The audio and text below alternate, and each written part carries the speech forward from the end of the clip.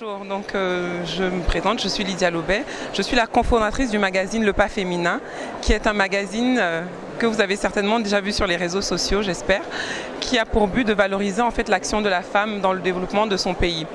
Alors, l'histoire du magazine est très simple. En fait, ma mère et moi, à l'occasion des célébrations du cinquantenaire au Cameroun, on s'est rendu compte qu'en fait que les femmes étaient absentes en fait de toute cette partie de la célébration.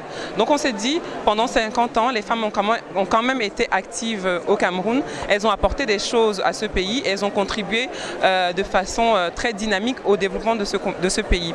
Donc nous nous sommes dit, nous allons faire un magazine qui va présenter donc ces femmes-là qui ont œuvré pour le développement du Cameroun, ces femmes qui ont brisé les plafonds de verre. Donc nous sommes allés à la recherche en fait des pionnières camerounaises, des premières femmes d'affaires, des premières professeurs, des premiers médecins, des premières diplômées même tout simplement, que nous avons réunis en fait dans un magazine. Et quelques années plus tard, en fait, le magazine a évolué pour avoir cette forme aujourd'hui qui est un peu plus récurrente qu'à l'époque, parce qu'à l'époque on avait juste 2 numéros. Au départ, donc, en fait, on était parti sur des pionnières.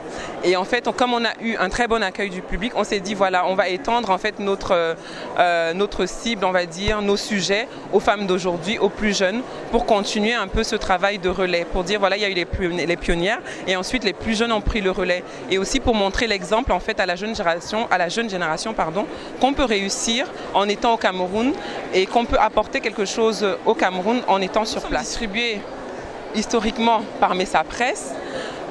Donc c'est en train d'être revu parce que actuellement Messa Presse ne va plus distribuer de la presse écrite locale. Ça a été annoncé, donc nous allons travailler, nous cherchons d'ailleurs d'autres distributeurs, mais nous sommes présents sur les réseaux sociaux et nous allons bientôt lancer notre version web, notre version digitale en fait du magazine. Donc on a un site internet, une page Facebook, nous sommes présents sur Twitter aussi. On est une équipe de 5 personnes. Donc il y a ma mère, comme je disais, qui est la directrice de publication. Il y a moi qui m'occupe de tout ce qui est relations publiques, mise en contact avec les personnes qu'on souhaiterait interviewer. Et on a une équipe de rédacteurs et toute l'équipe technique. Ce qu'on appelle technique, ça va être ce que nous on appelle technique, hein, c'est tout ce qui va être commercial et aussi tout ce qui est infographiste et graphiste. Donc c'est un choix en fait délibéré parce que pour l'instant on est une petite équipe, donc on a choisi des personnes sur des postes clés et on travaille avec beaucoup de prestataires en fait pour l'instant avant de pouvoir les intégrer.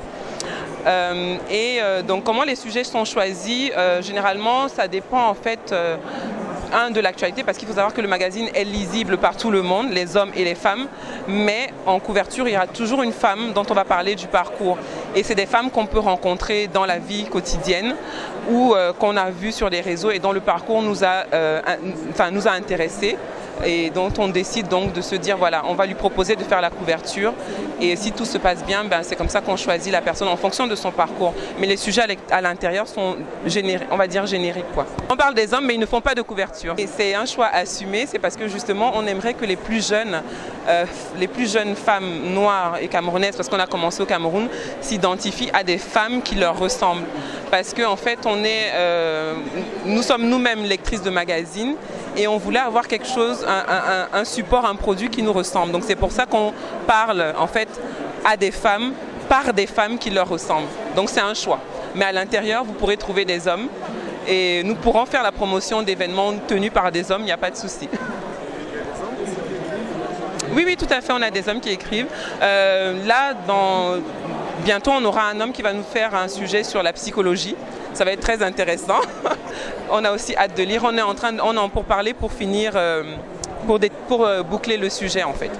Donc il y a des hommes qui écrivent, c'est ouvert.